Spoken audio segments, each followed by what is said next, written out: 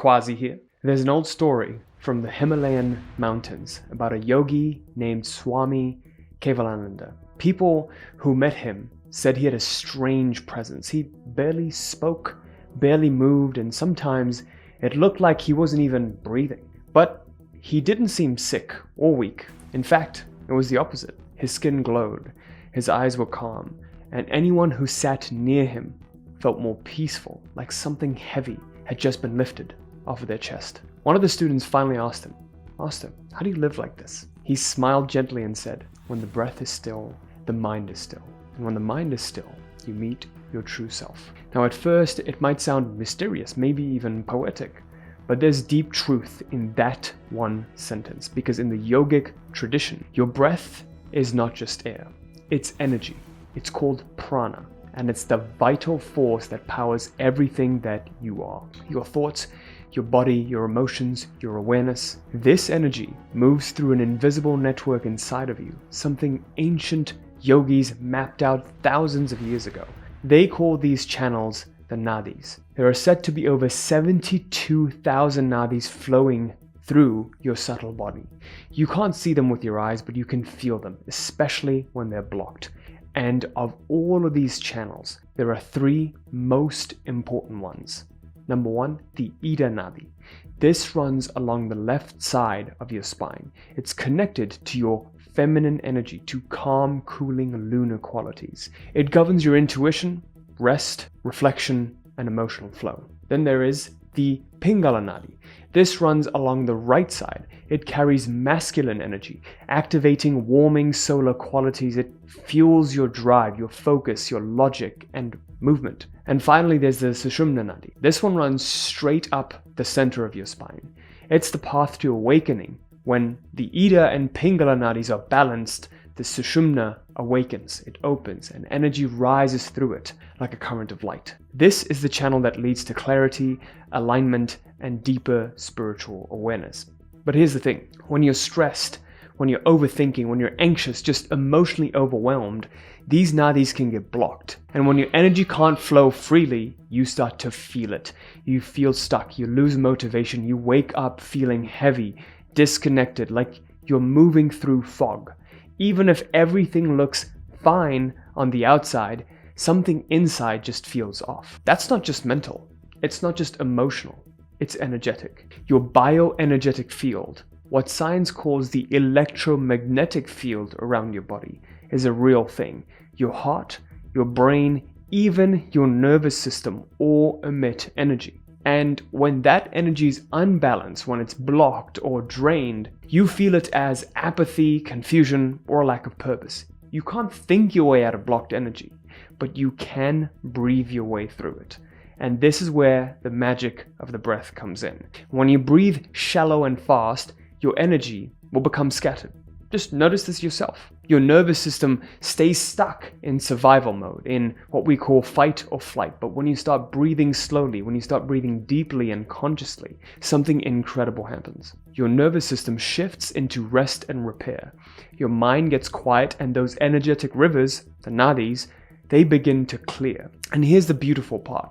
Science is actually catching up. A major study in scientific reports showed that people who practice breathwork regularly had less stress, better focus, and improved mental health. Harvard Health also confirmed that slow, deliberate breathing helps calm your brain's alarm system, reducing anxiety and improving clarity. So, what the yogis knew in deep meditation thousands of years ago, we're now proving with brain scans, with heart monitors, and biology. And the best part? You don't need to become a monk or sit in silence for hours to feel this. You already have the tool within you, your breath. So, in today's video, I'm going to share with you how to direct the breath so that you can activate your energy field. Once you learn to do this properly, you're going to notice how much ease and effortlessness there is in your life, and how circumstances magically conspire to move you towards the goals that you've always wanted to move towards, but you just felt like there was a side of you holding you back. So with that, let's get started. So if you look at how we breathe, if you look at how children, babies, have been taught, or subconsciously have been taught how to breathe when they came into this earth, you'll see it drastically differs from how we've been conditioned to breathe. And I had this big epiphany when my 2-year-old cousin came to visit from Bangladesh, and she was my aunt and her, they were staying at my house, and my cousin was napping, and this was like 5-6 years ago. My cousin was having a nap, and she was laying on her back, 2-year-old soul, and all I saw when she was breathing was her stomach heaving up and down. Okay? And then I noticed my breathing, and I'm like, wait, when I breathe, my stomach doesn't breathe up and down. It doesn't heave up and down. What heaves up and down is my chest. And I was also noticing how my 2-year-old cousin, when she was breathing, the breath was slower and deeper, okay? Not only was the abdomen moving up and down, the stomach was moving up and down, but it was also a lot deeper and a lot more rhythmic than the shallow breathing I was used to. And then I looked at my wife, probably my girlfriend at the time. She was breathing too one night, and I noticed that her chest was heaving up and down. Her stomach wasn't moving at all. From that, I realized, wait a second, why does this discrepancy exist? And when I started to do deeper research into the breath and getting deeper into yogic science and all of this, I started to notice that when you breathe deeper, you will naturally be able to breathe deeper because your diaphragm is more engaged when you breathe into the lower part of your stomach. So if you try this with me right now, if you take a deep breath and you count to 6 on the inhale, and you expand your stomach like a balloon, like you're inflating it, and you don't let your chest heave up and down. So 6 on the inhale and 6 on the exhale. You'll notice how much more relaxed you are, but you'll also notice that your brain waves, your thoughts, are less scattered and less erratic. This is a very, very important point to remember, because when we've been taught to shallow breathe, it's because we've been constrained, restricted. We've been socially conditioned to believe that one thing is good and another thing is bad. So that logical, discerning mind of ours is very, very active. And we've been continually conditioned to live in fear. When are you the most fearful? What happens to you when you're fearful? Your breathing pattern changes. It becomes more erratic, right? It's more shallow. You're not breathing deeper. When you're relaxed, when you have a sigh of relief, that's when you are the most relaxed. So we've been terribly conditioned by society to live in this constant state of fear, of worrying about the next problem, worrying about something going wrong, worrying about losing everything that we've worked hard for, right? We've just been conditioned this way. And because of that, not only are our mental processes being affected by it and being influenced by that, but also our physical processes. And you'll start to notice a lot of people have different ailments that happen, physical conditions that happen because they've been breathing incorrectly. For example, when you become a mouth breather, you'll notice that your jaw positioning becomes very, very, it's a non-ideal position that your jaw takes, because you've been breathing through your mouth and your nostrils, they become narrower and narrower. And a host of different physical issues arise. Your teeth, the shape of your teeth change. You start to not be able to sleep well. You keep continually waking up. The next day you're tired. I was at my golf club the other day, and one of the bagroom guys, he would always complain to me like, hey, I keep waking up in the middle of the night. I'm like, oh, what's going on? Like, it's always been happening. I can't sleep more than 5 hours or 4 hours at a time. And whenever I would see him, he would seem drained. He would be extremely drained. He would just be quiet, like no life energy about him. Right. And I also started to notice, he was like, there was a period in his life he was super, super fit. And, he would be like very low body fat, etc. But he'd put on a little bit of weight. And I could tell it's because when you don't sleep well, when you're fatigued, it affects, you make poor choices in the food that you eat, in the decisions that you make. You tend to go for lower, high dopamine, immediate, quick reward, quick fix activities like, watching TV or scrolling on your phone mindlessly or eating junk food. That'll happen when you're fatigued. And you'll start to notice if at the end of the day, when you're more and more tired, you make worse decisions. Like you stay up late scrolling on social media, or you might just eat that dessert because your willpower reserves are lower because you're tired. But imagine feeling that way the whole day. And the reason that happens is because you wake up in the middle of the night because you breathe through your mouth, you snore. So I made a simple suggestion to him. I told him, hey, there is this mouth tape that my wife started using. And when she seals up her mouth, she doesn't wake up in the middle of the night because she can't breathe through her mouth. She's forced to breathe through her nose. And they've done countless studies. That's one of the best solutions you have when you're trying to get rid of sleep apnea. Now again, it's not 100% foolproof, but I suggested it to him. He finally ordered the mouth strips, and you can use any old tape for this. And he began using it, and literally the next day I saw him like, you got it, didn't you? You could tell in his face, his skin was more, it was glowing, right? It was compared to the dull tone that he had, it was more, it just looked healthier. He looked better, and his energy was more vibrant. He just became a completely different person just by breathing through his nose. So some of the main things you've got to take away from this is to control your mind, you have to control the breath. That's it. That's really all you have to do. And to control the breath, you have to learn how to breathe properly. Number one pillar to breathing properly is you have to make sure you're breathing through your nose at all times. Athletes talk about this all the time. When I was watching Rory McIlroy, professional golfer, in an interview, and he was saying how you have to always remember to breathe through your nose. During high pressure situations in golf, it's very, very easy to have this erratic breathing. But then when you get into that erratic breathing, you become reactive, your mind gets scattered. In those moments, you have to make a conscious decision to take control of your physiology by simply just watching the breath and making sure you're breathing through the nose. So number one, breathe through the nose. Number two, make sure you're breathing into the stomach deep, okay? So you make sure you're not you're expanding the diaphragm and this whole area, the intercostal muscles. You're engaging the core when you're breathing. Number three, what I found this profoundly changed my life was most of the time breathing in a 6 seconds in and 6 seconds out. They've done a study on this. There's a great book by James Nestor. I encourage you to read it. It's called Breath. And they found that 6 seconds is the optimal inhalation and exhalation frequency. Okay, I can't cite the science right now. It's a little bit complex to get into, but I would recommend if you want to do a deeper dive into it, just read the book and you'll see why. There's a host of different benefits in terms of blood flow. If you're having blood flow constriction, it's typically because of the breath. But however, a lot of other issues could have accumulated over a lifetime of breathing the wrong way. But these are the three main things you have to make sure of if you want to begin to control the mind. Another interesting phenomenon that occurs when we're learning to control the mind is you'll notice when your thoughts slow down, you actually access a different brainwave state.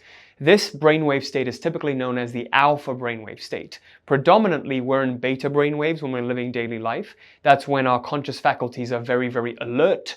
We're kind of on the anxious side. It's like drinking a cup of coffee and having that jitteriness. You can't really go subtle and focus on, going beyond the conscious. You can't visualize, you can't have these visions because you're not in that sleepy realm. The sleepy realm is the bridge between the conscious and the subconscious. And typically that's when the alpha brainwave state is achieved. So the only times we naturally achieve alpha brainwave states would be right around the time you wake up in the morning and right before you go to bed. For this reason, we recommend all of our clients, our paying clients, to do their vision work right at this window. This is the most important window that you can do your vision work because you can impress the subconscious mind at this state. And there's a reason why Neville Goddard, 19th century philosopher, New Age teacher, he always talked about the feeling of the wish fulfilled, but doing it right as you're about to fall asleep. Okay, doing your vision work right around the time you're about to fall asleep. When you do that, you'll start to notice that you go into your dream state with the thing that you're visualizing, and you just step your subconscious mind. It gets imprinted into your subconscious mind. So if you can imagine that typically the subconscious mind is very, very guarded because the conscious mind is so high alert in beta brainwave states. For most people, when they do this manifestation work, they can't quite access the subconscious mind because they try to force their subconscious minds to accept something instead of impressing ideas. Even the word impressing is a lot different than forcing and manipulating the subconscious mind, because anytime you try to force and manipulate, reality will resist back your physiology. Anything will resist back because Newton's third law, any force, whenever we apply a force, it always has a counter force. Okay? So to impress the subconscious mind, it's best to do your vision work, manifestation work from a place of alpha brainwave state. And those are typically morning and night. However, you can change your physiology to enter those states before. Okay, so how you enter that state before is by slowing down your breathing. So the key I want you to take away here is we want to, number one, make sure we're breathing through the nose. Number two, make sure we're breathing into the diaphragm, the belly breaths. And number three, we're breathing at a cadence of 6 seconds. A 6-second inhale, 6-second exhale. Now, when you do this, you'll immediately feel more relaxed. But the next part to this is understanding how to use the breath to take a step beyond the body. Because if you want to create something, you have to step into void or formlessness. You can't create form from form. You have to step beyond the illusion to project a new illusion. And how this is done is through understanding how the breath cycles. And we're going to be visiting a very ancient yogic text that heavily features one of the greatest figures in ancient yoga, Shiva, the god of destruction. But before I get to that, I wanted to let you know you could access our exclusive email list. All you have to do is go to realitycreator.com/list to be able to access our list, where I can share stuff that I can't really share on the channel. It's an invitation for you. If you're watching this video, if you're at this part, all you need to do is go to realitycreator.com/list. In the list, once you join, we give you access to one of the most powerful series, a 5-video series known as the Identity Shifting Bootcamp. We teach our paying clients one main thing: how to consciously shift their identity. That is the crux of our teaching here at realitycreator.com. Now, why that's so important is because when you do your vision work, when you envision becoming the kind of person who effortlessly attracts your dream life, guess what happens? The being leads to doing, leads to having. Why focus on trying to have something? Why focus on trying to do something instead of focusing first on who you're becoming? And that's exactly why we get the kind of results that we do for our clients. So if you want to access that, all you need to do is go to realitycreator.com/list. And now let's get to the next part. Part 2, we're going to be talking about the breath transitions. And this is something you've probably never heard before, because when I heard this just blew my mind into bits. So this comes from a book I was recently reading by Osho. Yes, that guy, the crazy guy. But turns out he had some crazy knowledge to go with it. He wrote a book called 112 Meditations. I don't remember the full name of the book, but if you search up Osho 112 Meditations, where he gives you the 112 meditations that Shiva imparted to mankind in the Vigyan Bhairav Tantra. I'm probably not pronouncing this right, so I'll probably get butchered in the comments, so feel free to do that. But in that, he talks about this particular method, which he says was the second technique that Shiva gave to Devi, the entity that he married, that he's in love with. So this is what he says. At the point of transition between the in-breath and the out-breath, or the out-breath and the in-breath, there realize. This is very crucial. I want you to pay close attention to this and listen to this one more time. At the point of transition between the in-breath and the out-breath, or the out-breath and the in-breath, in there realize. There is a subtle gap that happens between the breath. I'm inhaling, and then there's an exhalation, an inhalation and an exhalation. But there is a space between the inhalation and the exhalation. Who is there? What is that? That void. You notice how the breath is dynamic. When there is a flow, it's dynamism. We're moving. Something is moving. Something is flowing. But what is that which is static? If you look at the nature of awareness right now, it's very static. Awareness is simply there. It's the background of all that exists. In the background of awareness, in the periphery of awareness, the surface of it, there's clouds, there's birds, there's the ocean, there's trees. All of these things exist in the foreground. The goal of this yogic path, one of the main goals, is to attain realization of the true nature. And that true nature is awareness, pure awareness itself. That is beyond subject and object. So if I inquire what is there between that breath, and I become very, very, very acutely observant of this space, the issue becomes, if I give you an object right now to witness, what will happen is you will witness, this plant, flower, tree, you'll witness it, but you won't be able to stay in pure witness mode for even 3 minutes. Your thinking mind will interrupt, it'll intervene and take over. And all of the past conditioned thoughts will come up.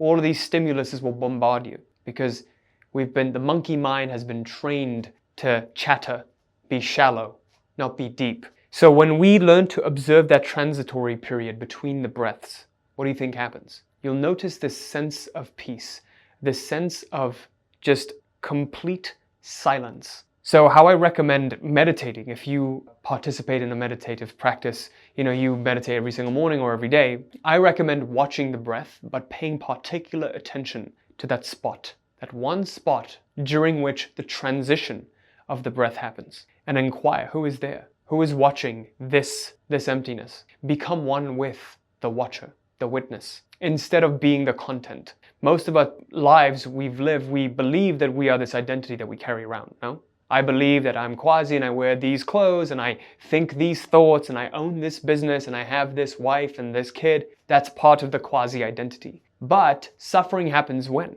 When we don't know anything beyond this identity. Because all suffering happens why? The fear of death. The fear of death. All fears can be directly pointed to the fear of death. When I'm afraid of something bad happening with my business, why is this fear happening? Well, if I lose my business, then I'll lose income. If I lose income, then everything that I work for will have been for nothing, and I'll go back to zero, and then I'll be homeless, and then I'll get cast out from the tribe, and then I'll die. Everything can be stemmed back to the fear of death. But when I realize that there is this character, this identity is temporary, there is something beyond this identity that is watching identity at all times, that is beyond it all, that is beyond time, that is beyond this earthly realm, that is pure witness, that always was, is, and always will be. Well, then death can't stop that. I was never born. How can I die if I was never born? It always was. That is the awareness. So when you start to connect with that, that is your true source. When you find that within you, nothing else will suffice. That is the ultimate. You'll spend the rest of your life chasing that, chasing a permanent state of that. And that is the only worthy pursuit. Because within the illusions that we create, by the way, I'm not saying you abandon all of your earthly desires. No, quite the contrary. They actually need to be fulfilled, or some kind of resolution of your desires must happen for you to be sincere in your pursuits to attain the highest. I can't just tell myself, I can't just go to a mountain and just start going to the Himalayas and meditating like a monk. No, I can't, because my karma hasn't been fulfilled yet. It needs to be fulfilled for me to say, you know what? I've done the business, I've done the sex, the drugs, etc. And now I've come here because nothing else has ever been enough. Because we are infinite beings that are searching for the infinite in the finite. We chase 1 million, 1,000,001, 1,000,002, 1,000,003. Infinity is the only thing we will settle for. Nothing less. So, in your pursuit to the infinite, you have to begin seeing past the illusions. But the only way to see past the illusions is to connect with this self that is beyond the illusions. And the only way to create the illusion that you would like to see in your life, to manifest that, what needs to happen? You have to first be disillusioned, okay? So here's something I want to share with you. You cannot create reality from your current state of disillusionment. You must step back into true reality, awareness, to cast a new illusion. So here's the key that I want you to take away. The key is to enter what I like to call witness mode. What is witness mode, and how will you know you've entered witness mode? It's very simple. You simply sit there and you watch without judgment. Whenever there is judgment, there is an identification with a positionality. When I say this is good, I'm saying I'm this and this is good. When I say that is bad, I'm saying I'm this and that is bad, right? So whenever there is judgment, there is an identification. Now, I'm not saying there is anything wrong with identification. It is actually quite necessary to function in this material realm. But we want this identification to be a conscious choice, not an unconscious choice.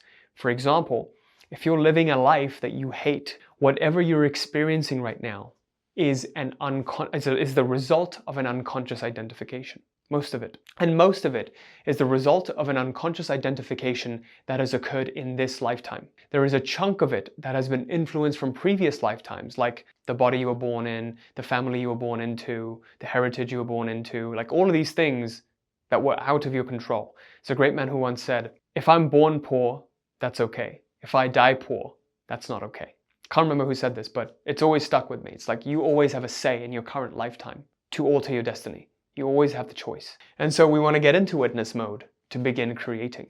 The key thing about getting into witness mode by, simply watching the transitions of the breath, the movement of the breath. If I were to draw a diagram to kind of show you this, it would really, like if I visualize it, it would look like this. Breathing in, breathing out, there is this point. That point is the stillness, that witness. If you actually notice though, some of the greatest things in your life have happened during these transitory periods. Transitioning from one job or one vocation to another, moving from one country or a house to another. Another example I can think of is, similar to the breathing, is the space in between heartbeats, the turning of a page of a book, the moment you go from waking to sleeping, that moment that we talked about, the alpha brainwave state, the moment when you're awake and not awake at the same time. What's also very, very interesting is modern science is talking about this, the superposition principle, right?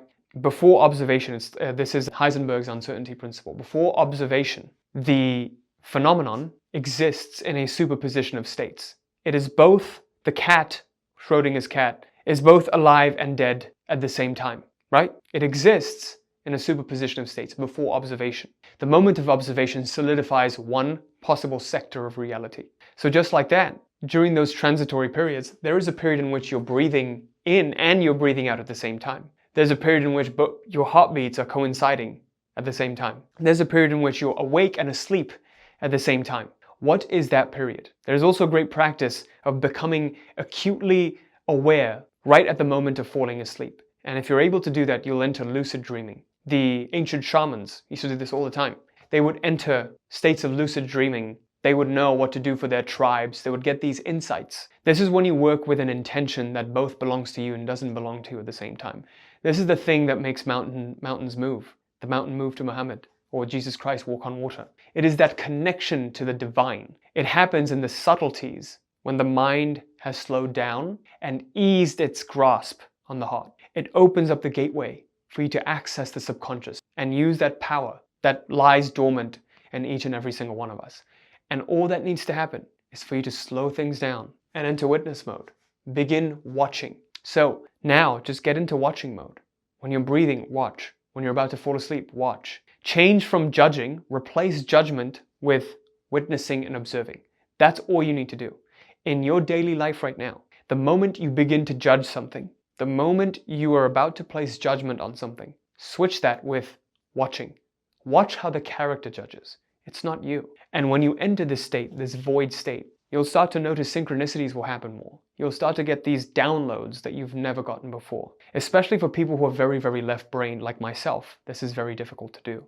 But I can promise you, once you start to do this, the quality of your life will never be the same again. So the final part to this we have to understand is learning how to energize our spinal column with the breath. So let's get to part 3, energizing the spinal column. This I learned from the Kriya technique by Yogananda. And this is probably one of the most powerful things you can do. And after 7 years of practicing serious Kriya yoga, what I've noticed is when you rev up your energies to a certain level, a lot of avenues of life just open up effortlessly for you. And this is one of the ways in which you can do it, by raising your energy. And you'll notice that every single teaching in yoga is geared towards raising energy, the kundalini, from the lower chakras to the highest chakra, to the crown, from the sex survival organs to the highest intellect, and beyond the intellect to the sahasrara. So Yogananda talked about this Kriya technique, and he called it, I believe it was the Hong Sao technique, where you energize the spinal column. Now, what's interesting about this is if I draw this as a wire, and if the wire has a current flowing through it in this direction, if you've been in college, high school physics, and you've taken electricity, you probably know this, but there was a rule, I think it was the right-hand rule, where it's like if the current is flowing this way, then this is the direction that it would produce. A current flowing through a wire would produce a magnetic field. I can't remember if it's a magnetic field or an electric field, but it's a field. It produces a field. And the field would go like this, right? It would follow this direction. That's not important for us to know, but what's important for us to know is a current flowing through a wire produces a field. Just like that, when we move our energies through the spinal column, what are we doing? We're creating a field. We're magnetizing the core. And that's exactly what's happening with this exercise. We're transmuting the lower energies into higher, we're moving energy. And how this exercise that I'm going to share with you, how that works, is it's an alternating breath technique where we move energy, we visualize the movement of energy along our spinal meridians. So our spinal meridian, I'm going to draw a horrible diagram right now, so please don't judge me, I can't. This is actually going to be ridiculous. I'm terrible at drawing. So this is a man or a woman with a really big head, apparently. Let's say this is the spinal column. A couple of inches in front of the spinal column and a couple of inches behind. This is their shoulder. Okay, spinal column. A couple of inches forward, a couple of inches behind. There are these energetic meridians that exist. You can look these up. What we want to do is we want to envision breath alternating along these two columns. So it's going up, it goes up, curls around, and then goes down. And then it does the opposite when it goes down, curls back up. So what we want to do is imagine when we're breathing on an inhale, it's alternating. Exhale, it alternates. So we're creating this alternating breath along our spinal column. So the exercise, how it works, is you want to take breaths, 7 breaths to rev up the engine. And I recommend doing this at least, if you can't at any other times during the day, at least in the morning. Take 7 deep breaths 7 times, and you're going to feel the engine revving up, okay? 7 revs of the engine in the morning. I recommend waking up, brushing your teeth, take a shower, wash off the sleep inertia, sit on the edge of your bed or a couch, and this will take you 5 seconds, maybe like 30 seconds tops to do, and rev up the engine. And what you're going to do immediately when you rev up the engine is you're going to activate your core, your spinal column, and you'll notice how energetic you start feeling immediately. So you're going to take 7 deep breaths, and you imagine with every breath it's going. So it's all alternating, right? English is my 4th language, so I don't know why I say it. I don't know why I say it like that. It's alternating. That's the right way to say it. The breath is alternating between these 2 channels. So you go, and you do it 7 times. Key exercise. Immediately after noticing this, you'll start to notice that your pupils will dilate. If you look in the mirror, your pupils will dilate a little bit, and you'll also become a lot more energetic because you've just activated free energy from flowing within your body. The issue why we feel stuck in life and why we have all of these ailments that happen is because we're not tapped into this free energy. We draw free energy, it's free, all around us.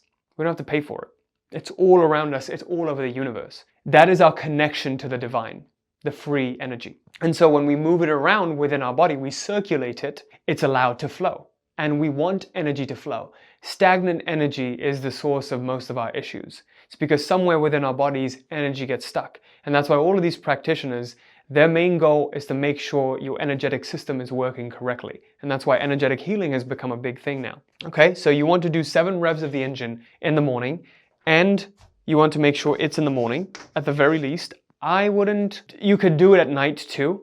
It will actually make you lighter as you go into sleep. But it's more important in the morning. And the important thing is you take a shower. This is after you shower. If you don't shower in the morning, I would recommend some kind of cleanse to wash off the sleep inertia. But you want to do it in the morning, you want to do it right after you shower, and you want to do it before any kind of distraction or any kind of dopamine hits your system. So do it before you check your phone. Don't wake up and check your phone. It just puts you in a bad state throughout the whole day because you're immediately showering your brain with so much dopamine by checking your notifications. You'll notice how much less anxious and jittery you are just by delaying the time that you check your phone first thing in the morning. So, morning, shower. This is the exercise.